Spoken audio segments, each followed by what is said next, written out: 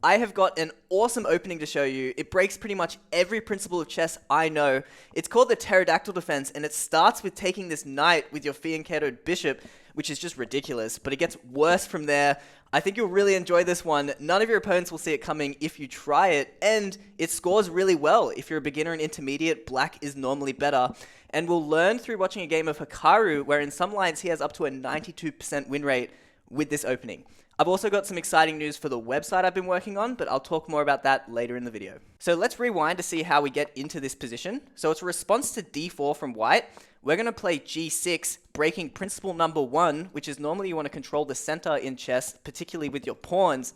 Say d5 or knight f6, controlling that square is a lot more common. But we're going to play g6. The idea is we want to hang back and attack the center with our pieces in a hypermodern style. So if white plays c4, we fianchetto our bishop. They develop their knight.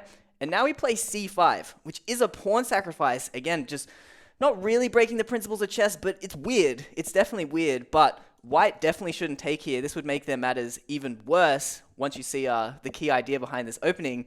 But if white plays principally, if they push their pawn forward, grabbing space, making us cramped, again, it looks awkward. It's not like your normal chess game. The crazy move here is you want to take this knight with your bishop. Now, this is wrong for quite a few reasons, honestly. The first principle it's breaking is you're not really meant to move multiple pieces twice out of the opening. Generally, it's more important to develop your other pieces first rather than doing this. So that's one. But the second one is, once you take this, your king is so weak on these dark squares. So if you ever castle kingside, there's a world where they'll put their bishop there and you'll get checkmated by the queen on g7. So you've definitely got to know what you're doing if you want to play this opening. But like I was saying, it scores really well. It's just so interesting. It's such a ridiculous opening because the next part, and this is the final part, which just looks ridiculous, is so silly. You play f5 in this position. There's two moves. You can either swing your queen out, immediately attacking this pawn, or you play f5. And again, you are never meant to move your f-pawn in the opening because, again, it's just making your king so weak along this diagonal. But is really important in this line of the pterodactyl defense. I think this is called the beefeater variation. And the idea is we don't want them to play e4. Because we're breaking all these principles, playing ridiculous chess, the way for white to punish that is basically they want to open up the center. Imagine a world where their pawns just disappear, and then they want to attack our king as quickly as possible. So our king is safer the more closed we keep the position. So that's why you see f5, and this is the start of the pterodactyl defense. The whole idea behind it is we want to go after these pawns. So you'll see the queen swing over to a5, put pressure on this pawn, and sometimes this pawn as well, and it's just very difficult for white to hang on to these pawns, and you're going to like it. It shows some interesting games. So let's watch a game of Hikaru. He's got this position on the board against the GM Corrals from America.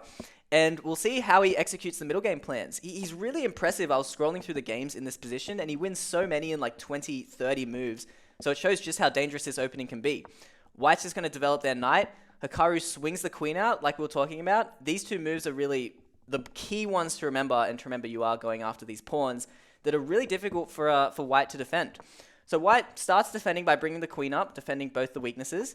And Hikaru just continues to develop, opening up his bishop, getting ready for maybe a maneuver with the knight to this square. Or like we'll see in the game, Hikaru first develops this knight, maybe thinking of jumping forward with the knight to put more pressure on this square. So that's why you see this bit of an interesting maneuver from white. He brings a dark squared bishop here, which makes sense. We were talking about how weak black will be on this diagonal here and how you got to be a bit carefully getting checkmated. But Hikaru just develops normally. White attacks our rook, so Hikaru has to move, and then he takes the knight. So again, like strange behavior from both sides. Normally, a bishop is a bit better than a knight, and again, this was a big maneuver. It goes there, just to win a knight. But because it's a closed position, and because these pawns are hard to defend, this is kind of the idea, but the engine's not liking it. But it goes to show, like, if a GM here is so uncomfortable in making these big strategic mistakes so early in the game, think about what, an 1,000 rated player on chess.com is going to do. It's just going to have no idea what to do. So Hikaru just recaptures with the knight. And again, rough plan is to jump forward here and put more pressure on that pawn. So that's why we see white Going back now and just getting in this passive setup, you can see why already black is doing really well. So Hikaru's just going to continue developing, bringing his bishop further out, potentially preparing to castle queenside, which is something you might want to consider. Even though there's this open file here for white, they can't utilize it very well, so your king is actually pretty safe if you do decide to castle queenside. This game goes a different direction though. The opponent plays f3, which is preparing e4, again trying to open up that center to punish our weird play from black. And that's why you see Hikaru responding with f4, just really trying to shut down this e4 idea. But black first now tries to chip away, still desperate to open up that center. But there's an interesting maneuver here. Hikaru, with that pawn push, has now opened up his bishop. So now the bishop can come here, winning time on the queen. And this queen can't stay defending this pawn if it wants to move. And again, it's just this pressure from the queen that has been so annoying, and the key thing to keep in mind in this opening. So what we get is white closing down the center, kind of giving Hikaru what he wanted anyway. So the bishop just drops back all the way to c8, which might look a little strange, but we're going to see this maneuver soon where the shift is going to happen, where instead of attacking this pawn here, Hikaru is going to start going after this pawn. So white's next move is to move the king to f2. It's a bit funky, but they can't really castle queen or kingside. So the king is relatively safe here, and it potentially connects the rooks once the bishop moves. So it makes sense.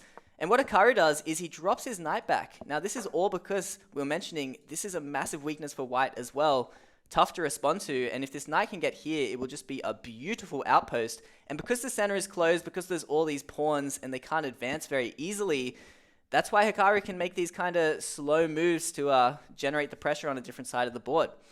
So first, white tries to get some counterplay, tries to attack our queen, but Hikaru just keeps it in the white territory, just up in its space, just creating this constant pressure, this annoyance, and not afraid to back down. So keep that in mind as well for this opening. Just keep this queen nice and active, attacking these different places.